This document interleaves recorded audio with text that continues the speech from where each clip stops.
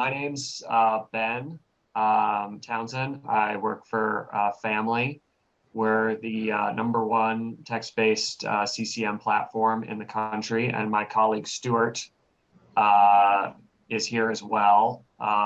He works with medical groups and hospitals throughout the country, getting them set up, running a CCM program, sort of going from not having a program at all to, up and running with a, sizable patient population. And, we have goals that we try to get people up and running in 60 days. And, when we started Phamily and our sort of unique approach to doing CCM, chronic care management, we saw that there was sort of good best practices that people were doing that we kind of wanted to hone in on, perfect. And then there's lots of ways that people do it that don't really work. And we see a lot of that every day. So we just sort of, part of this, of doing these little presentations is just to kind of educate people, let them know what we've seen work, what we haven't seen work, sort of give you a sense of the chronic care management landscape. So I will get started here and share my screen. So I'm going to just sort of queue up Stuart, who's really the expert here, and ask him some questions, and he can sort of give his perspective on what he's seen. So the first thing is sort of why chronic care management? Why are so many people interested in it? Why are different medical groups, health networks, hospitals throughout the country making it a priority? Stuart, what have you seen about why people are really focused on CCM? Yeah, so first of all, welcome everyone. In terms of why is CCM really becoming a priority for CMS, for Medicare? First of all, just to give a little history, CCM has been around since 2015. And what CMS has been able to do over this time is prove that this is a model that does work. We know that it reduces hospitalizations. We know that it reduces ER visits. And we know that it actually helps to increase E&M visits because you're catching things ahead of the time. Proactive outreach will increase these E&M visits. Furthermore, it's really, it's sad, unfortunately, for these medical groups, but we do know that Medicare continues to cut the reimbursements for the fee-for-service schedule. If you look back about 20 years, it's been on a steady decline over that time. And Medicare just released their 2023 proposed fee schedule, and it's supposed to go down an additional 5%. We'll see if that holds. Traditionally, whatever they propose does seem to stick, but it's going to be another real hit on the pocket for these organizations. But when you look at CMS and the handbook that they put out, the new handbook actually starts talking about CCM at the very first paragraph, and I believe the very first line. And it's a real shift as you look back over the past couple of years. So they're making this a priority because they know that it's helping patients, but from a clinic perspective, there has to be some sort of way for them to drive revenue.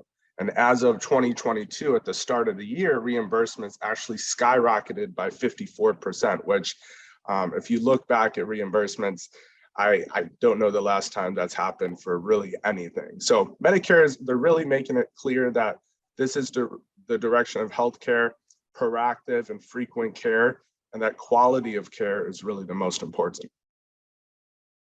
Absolutely, yeah, and yeah, I think that the proposed guidelines for this year have come out as well, and it's just sort of reinforced that. It basically said the same thing, that they're committed to chronic care management and making it work, and part of that commitment is financial in terms of reimbursements.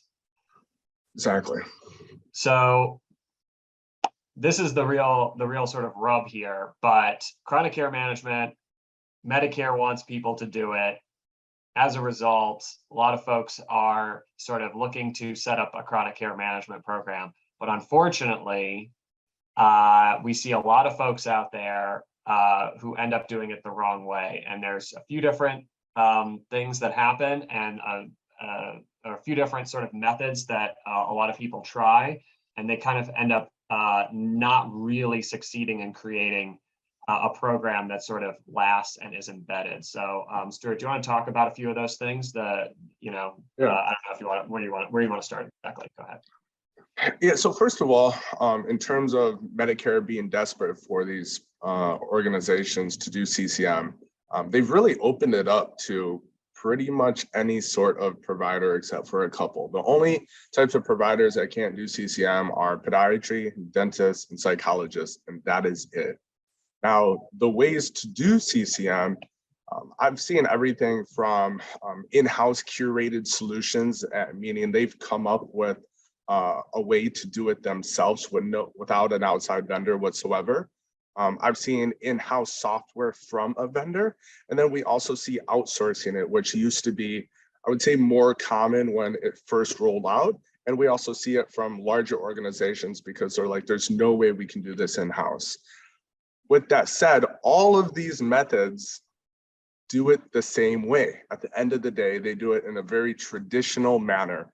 And that is making hundreds, if not thousands of phone calls a month. So when you start looking at CCM, the real problem with it is if you have, say, 1,000 patients enrolled, right, or 1,000 patients eligible, maybe you get 500 patients enrolled in the program.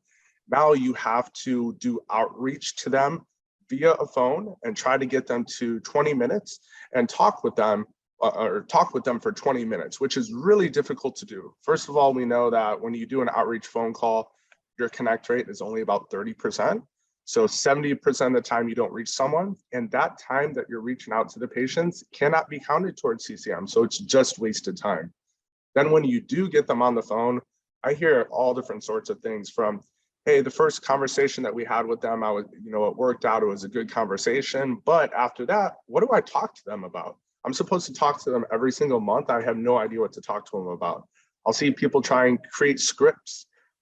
Then you get care managers who did not get into healthcare to be doing sales and really trying to figure out, right, just doing a lot of outbound calls. It's simply not sustainable.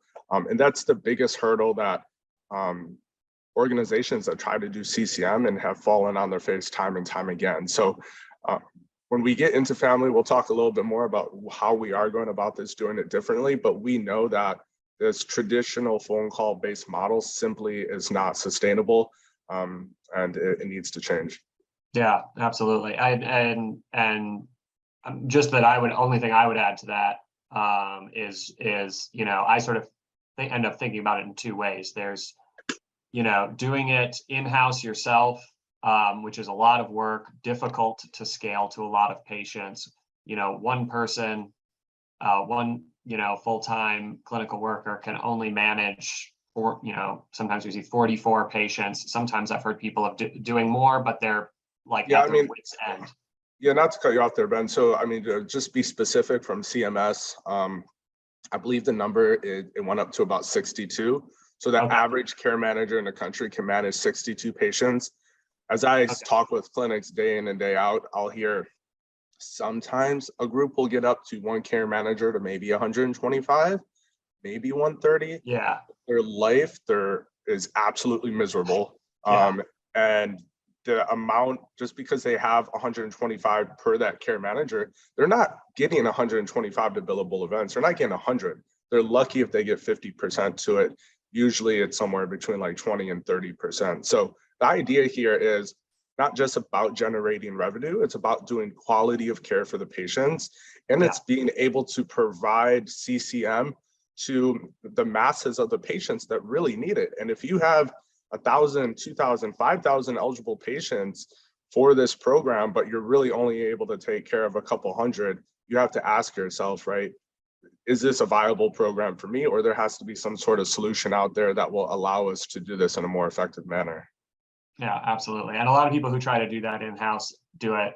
Maybe they have like an EHR module or something, and it's, basically just a a way of recording that the activity that they're doing doesn't really actually increase their productivity in terms of doing it. So yeah, let's talk about what we see as the keys to success here. Not just not just necessarily even partnering with Phamily. We partner with organizations in order to help them do CCM, but just in terms of what are the things you need to hit in order to do CCM successfully?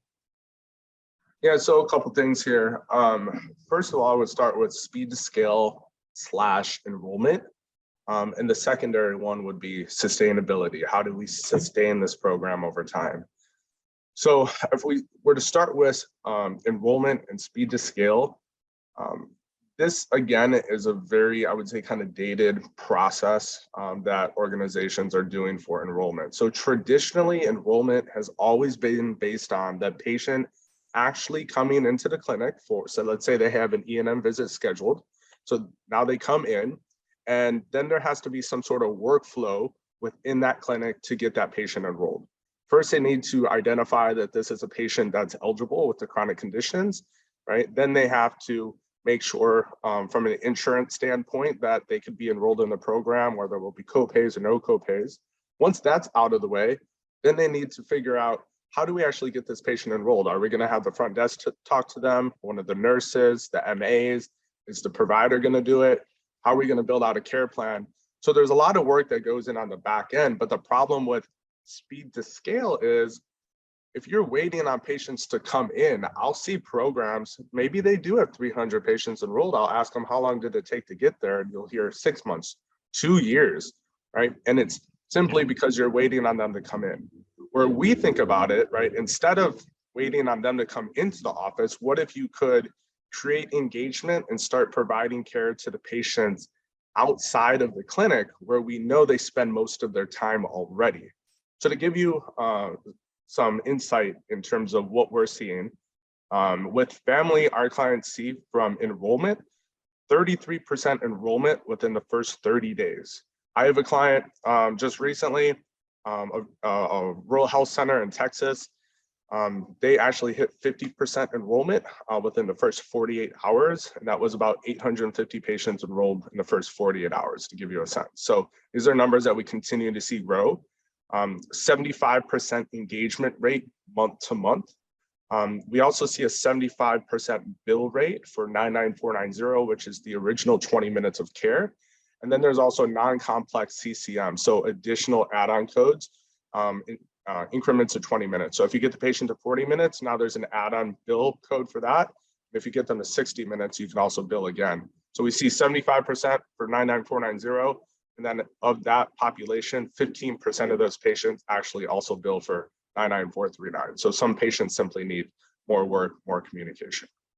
From a sustainability standpoint, we like to think about it from really two sides. So want to think about it from the quality of care that the care managers are providing the patients, but also the experience of the care manager that they are having with the CCM program. So when you look at it from quality of care for the patients, what we're doing is we're creating content for our clients that is patient and then condition specific. And then that content that we create, it changes based on the clinic type and specialty. So if we're creating content for our primary care group, that's going to be very different than a gastro or a nephrology, cardiologist, urology, et cetera. So we're creating content that's condition specific or condition and then patient specific. And then our AI gets smarter over time as things get updated in the care plan. We're able to pull information out of that care plan and create messages out of that. Furthermore, all of the communication that is happening within the Phamily platform, it is automatically being documented and it's automatically being tied to a billing report at the end of each month. So from a care manager standpoint, one of the biggest headaches is simply we are doing essentially a ton of busy work that has nothing to do with care management, right? We are physically having to document it. We're physically having to time track it. When it gets to billing, now how do we figure out all the billing codes associated with that patient, right? What are those codes? Did they reach the proper amount of time? So all that stuff becomes a real big headache all that busy work, we're just automatically taking care of for the care managers. And something that I think that isn't spoken about enough is what is the everyday like for that care manager, right? Are they helping the patients? Are they enjoying what they're doing? What is the burnout like? And if you're just doing hundreds of calls over and over to patients, not reaching them, not helping them, there is a lot of burnout and a lot of turnover. And frequently MAs tend to be care managers. And we already know that there's a really high turnover rate for MAs across the board in the industry. So we've been able to actually increase the amount of patients that a care manager handles. With us, it's one care manager can manage 500, but because we're automating so many of the processes, it allows them to do what they got into healthcare for in the first place, and that is do quality of care and directly have an impact on a patient's lives. Yeah, absolutely. I think that's a really good point. I think of it as, when you talk about the sustainability, there is the sort of like, how much are patients going to stay engaged with it? How often am I going to get to that billable time every month? But the sustainability also comes from the provider end. Like, if people are just at their wits' end trying to do this outreach, managing care for too many patients, then they're capable with the tools they have. That creates another drag on sustainability. So yeah, our when we think about the keys to success, we try to get people to think about, like Stuart said, speed to scale. Like, think about 60 days from now, you can have a program up and running if you do proactive outreach and enrollment, and we'll talk about a little bit of this in a second of how we do that. And then sort of those sustainability factors are really, really key. But let's talk a little bit about Phamily and our unique approach and sort of how we help achieve those keys to success, get that speed to scale, and then maintain a sustainable program. Yeah, absolutely. So we are the #1 text-based CCM program in the country. And how we go about this is, one, we're not just saying, here's a platform, you go text them. One of the most difficult things about a CCM program is, how do you engage these patients? How do you ask them questions that are relevant? How do you give them health tips? And how do you do this on an ongoing basis? So it's not the same old thing over and over again. So as I said before, we are creating content that is patient and condition specific, but we are also opening up the door for the patients to have two-way communication and reach out when it's best for them. And that's really key. So if I'm a patient and it's 10 o'clock at night, right? And I realize, I go in the bathroom, go take my medication, and I realize it's gone, or I'm really low and I need to refill it. Traditionally, maybe I call and leave a voicemail, wait for someone to call me back, play some phone tag, right? Try to get that refilled, or I wait till the morning, wait on hold, right? We've all called doctor's offices. We've all dealt with this. Instead, that patient can text in, say, hey, all out of whatever the medication is, I need to refill it. And then when the care manager gets in the morning, they can say, hey, perfect, I can do that. Is it over on North Avenue? Yes, that's the location. And that communication that they're going back and forth, that is counted as billable CCM time. And it is being tracked and documented on our end. But from the patient side, that was extremely easy. They didn't have to wait on hold, no portals, no nothing. Furthermore, you have to make it extremely easy for an older population to communicate. So there is no app, there is no portal, there's nothing that they have to download. If I were to send any of you a text message on my phone right now, that's how it would work. We are able to drive consent through this messaging as well. But it's extremely easy and two-way communication that they can reach out whenever it is best for them. And then the messaging that your care managers are sending out, we recommend that our clients send out 2 text messages a week. So it's 8 messages of documented time that are being sent out to the patients, automatically recorded. And again, they're going to ask them questions around their health. They're going to give them health tips, advice. That's content that we create and you don't have to. But we can get really specific with some of our clients and get really creative as well. Actually, I have a client in Kansas. and they're a hospital system, and they have quite a few OBGYNs, and they want to be able to drive some patients coming back to do their pregnancies through the doctors there. We've worked with women's clinics and have different messaging for that.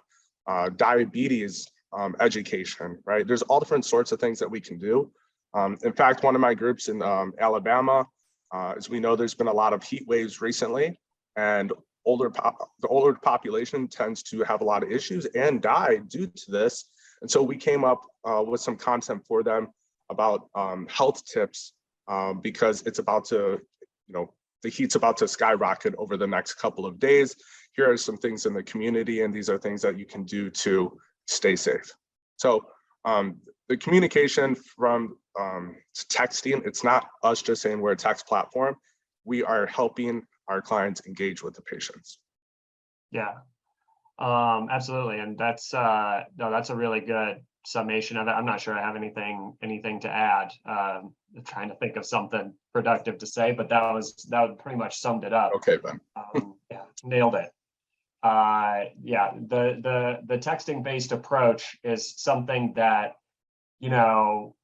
we see be incredibly effective because, you can scale this content, you can bill for the time, sort of what you were just describing, Stuart, that interaction about the medicine late at night. So much of what's great about chronic care management that I hear from the clients that we work with is that it's a way to bill for care you're already doing in a lot of ways, those little extra interactions. But because you can track that time easily and you can commute and sort of turn that into billable time through the chronic care management program, it becomes more sustainable for your organization. And so, doing this text-based approach, though, it's very effective, but we do get questions about it. And the biggest question is my next slide.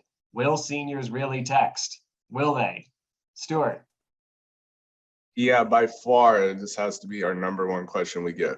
Or sometimes people are really confident and they'll tell us, our clients will not text. I will say probably every single one of our clients had that hesitation going into it. And every single one of our clients will be the first one to tell you that, wow, we were absolutely wrong. Our clients love this platform. Just from give you guys some numbers, I think I said a 75% engagement rate earlier. It's actually 80%. Yeah. To give you some understanding here, not only is it the, say, 60, 65 type population that uses our platform, our highest age-wise engagement rate is actually, it's pretty much a tie between 65 and 70 and then 70 to 75. But we have, for 80 older, we still have a 75.8% engagement rate.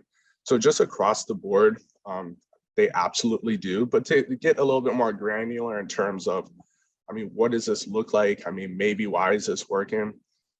First of all, most people have grandkids, or they have kids and then they have grandkids, and their grandkids always text. So we'll hear stories about that all the time. Like, hey, maybe I didn't text, but now I do because I can communicate with my grandkids. We'll also hear a lot of feedback that sometimes people don't otherwise think of, but just for instance, my mom wears hearing aids. She's 70 years old and she hates dealing with stuff on the phone these days, right? So just from that, the texting is easier. A lot of patients have memory loss. So just having a thread on their phone that they can look at and go, oh, I did say this last night or last week, we spoke about XYZ. That's been really helpful for a lot of patients. So it's kind of some like aha moments that some of our groups have. But yeah, the patients absolutely love it. It's really easy for them. They don't have to deal with the stuff that we even deal with when we call doctors' offices, waiting on hold, back and forth. Oh yeah, I'm gonna have that nurse call you back. Now they call back 2 days later, right? So you're actually able to speed up the care that you're able to drive for the patients. Absolutely, yeah. And yeah, it's it's something we hear skepticism about, but as Stuart said, time and time again, we see really high engagement rates from seniors on that texting. To that point, sorry, what were you saying? Oh, I was just going to say is we go into this, we have the thing is, because we're a software driven company, we have all of this recorded, right? Right. Yeah. So we have not only patient stories that sometimes patients will share with care managers and the care managers maybe tell us, but we also have the patient stories of the communications back and forth between the patient and their care manager. And the amount of times that we see things coming in like emojis with hearts, thank you, you saved my life, right? We're able to actually have hard data behind the experiences that we're having. Absolutely. Yeah. And then, and you know, we hear patient stories all the time about how it's, something like, you saved my life, or you really helped me out on this. This is one particular story from one of our clients, Silver Cross Hospital in the Chicagoland area. And basically, so let's do it. Why don't you talk about it? Yeah, so I live in Chicago, and this is a group about 2 hours outside of Chicago. They just got named to one of the top 100 hospitals in the country, and the work that they do for their patients is really just outstanding. You guys can read this message here. This is something that the patient sent to the care manager. But what I want to share about this group are ways that they've been able to go above and beyond with their patients, in large part because of the data that we're able to provide them through this text communication. So Lisa Stockdale, she heads up the program for this organization. And if you watch some of our past videos, she's someone who has jumped on some of these live webinars with us. But she has some amazing stories. One of them is she noticed that some patients had started messaging in during COVID about not having access to food due to COVID. She reached out to us and was able to communicate this to us. So we ran a report to see how many times food insecurity has come up, say, over the past 6 months. And we saw that it was actually a lot higher than either of us had thought. So because of that, she reached out to a local food bank, and she started connecting the patients to the food bank anytime that they would bring it up. And this food bank was actually taking food and driving it out to the patient's house. So all this communication that was going back and forth between Silver Cross and the patient, it's being documented. It's CCM, you're helping them. It's billable, right? But she was able to connect with the community and help the patients in a way that she never probably ever thought that CCM could do. She also has another one that's a really touching story of a woman that was being abused and could not communicate over the phone. She was able to text in, and they were able to get the police out to the house and save this woman's life. So she has all these great stories of how she's been able to really connect with the community services, and how she can essentially direct the patients in certain ways, because not everything that comes up in these sorts of communications is something that the hospital or a primary care or a urologist would directly handle. But if you can point them in the right direction, you're going above and beyond for them. For sure. Yeah, no, I always love hearing stories from Silver Cross and all of our different clients. We see stuff like this all the time, and it's really, it's why we're all here. It's why people work in healthcare. So we'll just take that into a little bit about the specifics of the Phamily platform. We're going to go over a few things here, but Stuart's also going to run a demo just so you guys can sort of see how it works. Yeah, so we'll keep it really brief here because I'm going to show you guys the software, but we are 100% HIPAA compliant. There's two things that you see on the screen here. You see, what does it look like for the patient? What does it look like for a care manager? So from a care manager standpoint, they can absolutely do this remotely as well. So they don't have to be in clinic. As we work with larger organizations, one of the things we always talk about is really running a centralized program and not making it really fragmented all over the place, where one care manager handles some of these patients, someone else handles some of these. It's about centralizing it. And we, Phamily, we're able to see everything that's going on, right? How many hours are they spending logged into the system, right? What are some strategies that they're doing for communications, the care plans being built out, and we're able to provide support and guidance on a routine basis. So we don't just set people up with our software and then say goodbye. We are extremely hands-on. Often we also come in person, and we have the ability to come up with different strategies, goal planning, right? Quarterly business reviews, financials. We have an impact in all of that on a regular basis because we're able to work within the same software. From the patient side, it does not have to be a smartphone. Probably most important thing to know about the communication aspect. We know that a lot of the patients actually are what are called government phones, or otherwise known as Obama phones. That absolutely works. It could be a Nokia phone, a flip phone, an old Razor. I mean, anything that just gets standard texting works, SMS texting. And then again, no app, no portal, nothing that they have to download, extremely easy to use. So we can pull up the software here and I could run you guys through that real quick.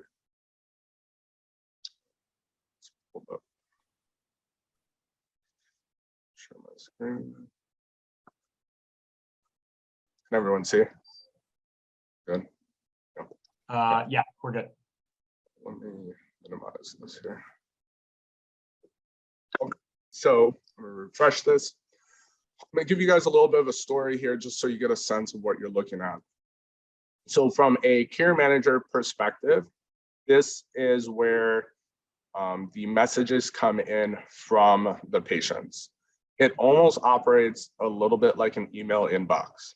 So when patients respond to a message that you sent, or if they decide to send a message that they just decide to send because they need to reach out, that will all populate here. Now, as messages come in, one of the biggest questions is, well, how do I as a care manager know who to respond to first?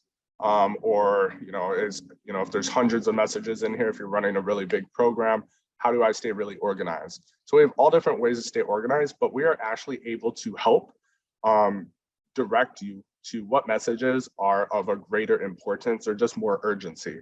Whereas like a medication refill isn't as of high priority as a message up here where a guy's talking about a couple stitches are coming out or someone that has a 102-degree fever. So our system helps to identify those messages for the care managers.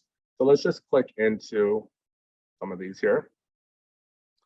So this blue message here is something that was curated by the Phamily team. We know that they had a procedure recently. And so this was about a post-op follow-up. It says, hi, Bonnie, how are you feeling today? Any pain, new symptoms that we should know about? Remember to let us know the moment you notice any unusual soreness at the incision site, swelling, or flu-like symptoms. They respond with like, yes, it's been hurting a lot. I'm going to pass out. A couple stitches are coming out from under the skin. So as a care manager, right, you would come in here and you would have a communication with them, right? Oh no, sorry to hear that. Let's get you back. Or actually, I'd probably say something like, when did you start noticing? Right. And send. And then obviously they would respond. I can pretend to be them and say last night it started. So as a care manager here, this is where you would look at this and go, it probably makes sense that we get them in to see the doctor and get this fixed. So right here, you're immediately able to help them, take care of them. Maybe you can give them a little guidance on, what's going on. Maybe you do hop on the phone and call them. It's not to say that there's never a phone call, but you're able to immediately help them. But I would definitely say, hey, why don't we get you in to see Dr. G? Like, we get you in later today to see the doctor. I have 3 to 5 p.m. open. Right. So as you see, this communication is a thread here that you guys will always have. I'll go into a couple other ones. This one's on blood glucose. So a message that we had put together was just checking in about your blood sugar. What was your fasting blood glucose this morning? They say 305. So that's really high, right? Oh no. Oh, why so high? What did you eat this morning? Okay.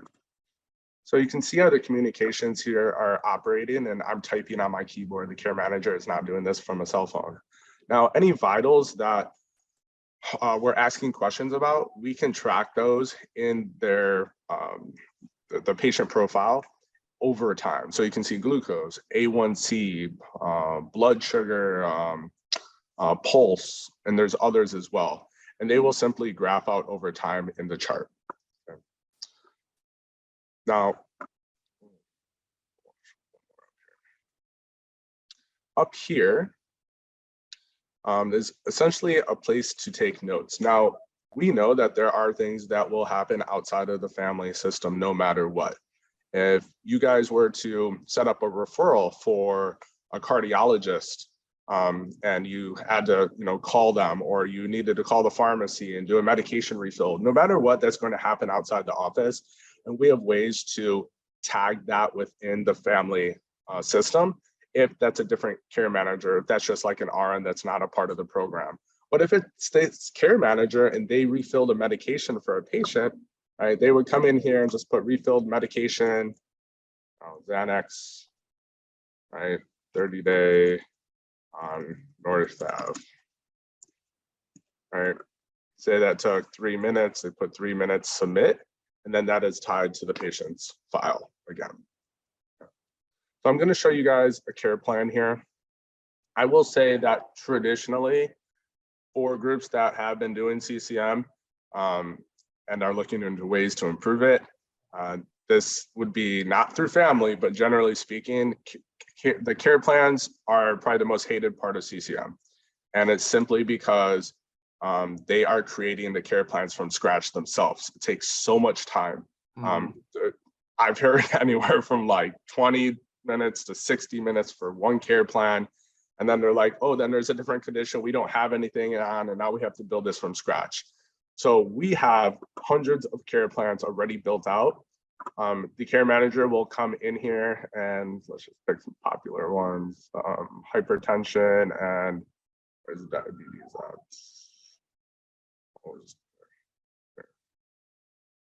Say they have 3. So all of our plans will have these head topics: vitals, symptoms, down here, medication, appointments, lifestyle, and then other. Okay. Now, you want to customize it to that patient, right? Just kind of read it over. A lot of these will be general and true, but some of them, right, might not be a barrier. So lack of transportation, not a problem for this patient, just exit out of it. Homelessness, not a problem, right? So you can come in here and do that. And then you could also go up here. Certain areas we will highlight that, hey, you need to fill this out. So like weight, get the goal weight of the patient within the next 6 months. Okay, 150 pounds. Okay. So it's really just kind of plug and play. You guys are editing this down. We hear an average care plan, the initial build out takes about 10 minutes. That is billable time though. And you would just come up here, right? New note, created care plan for Stuart and shared it with them. 10 minutes. Oh, an issue there. 10 minutes, submit. Okay. So really simple. The other aspect about care plans is you do have to share it with the patient. So we're going to hit save. We're going to scroll up here to the top. We're going to hit share and then send. Okay. This is a demo one here, but once we hit send, that would actually be texted to the patient, and that is encrypted because it's a care plan and it's a military style encryption, but it's really simple. They just type in their last name and their date of birth, and then they have access to it. We've got so much positive feedback and stories of how just having access to their care plans all the time has been really beneficial to them. So really easy to use there. I'm going to show you guys a check-in real quick. So a little fresher as this loads. The check-ins, that's the content that our team creates that is patient and condition specific. So twice a week, you would come in here and you'd say, okay, I'm going to send out a check-in. We create monthly cadences around this content that we share with our clients ahead of time each month. So you guys already have a sense of what we've kind of put together.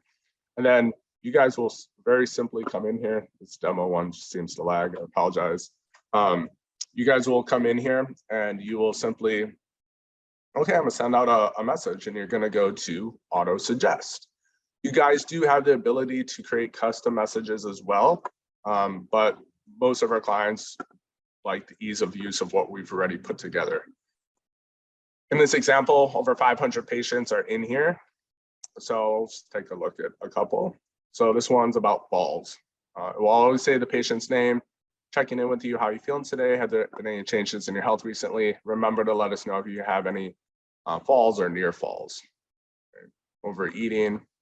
Have you noticed any changes in your health or eating habits recently? Remember to let us know any changes in your weight, appetite, cravings, overeating, or binge eating episodes. So you get a sense of what this looks like and some of the content that we're creating.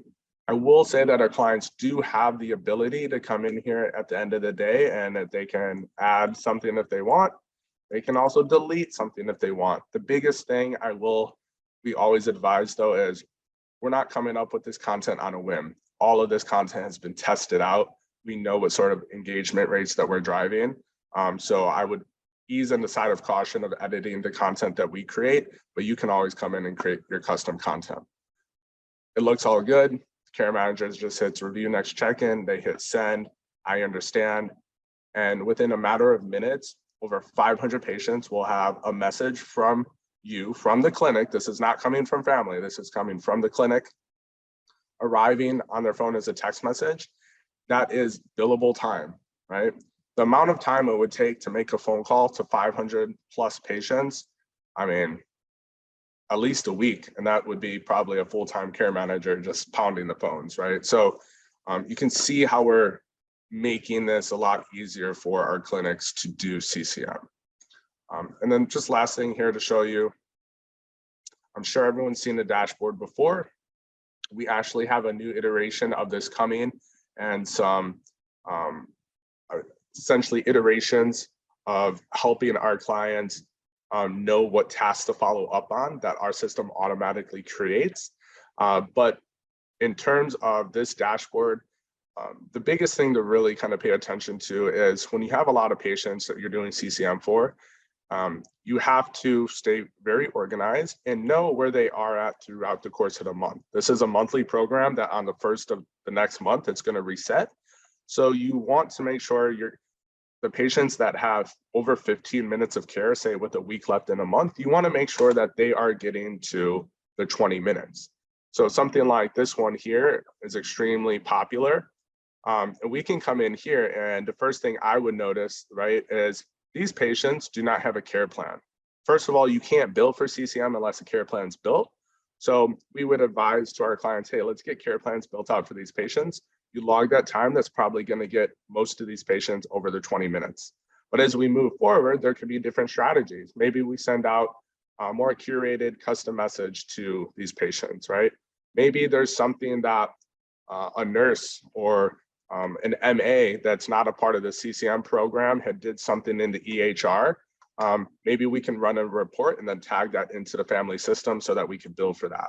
So there's all these different strategies that we come and we bring to our clients to make sure that they're getting over their 20 minutes.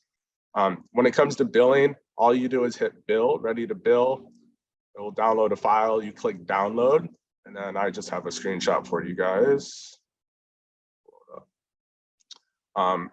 Every month, it will automatically create a billing file for you. And then you take that to your biller, whether it's an in-house biller or an outsourced biller. But the hard work is already built out. It's going to have the names, ICD-10 codes, the amount of minutes that they hit, was a care plan built out, et cetera, put into an Excel file. And then we also do have the possibility to do some integrations to streamline the billing even further. It's something new that we've rolled out. But the nice thing in here is you guys aren't having to figure out who to bill for. We do all of that for you. And that's the gist of it. So I'll send it back to Ben, and then I think we'll open it up for any questions you guys might have. Yeah, thanks, Stuart. That was awesome. Thanks for running through all of that real quick for us. I'll just open it up to questions real quick. See if there's anything anybody wanted to ask about what we went over, anything you saw in the software or stuff earlier in the presentation. Happy to take any questions people might have.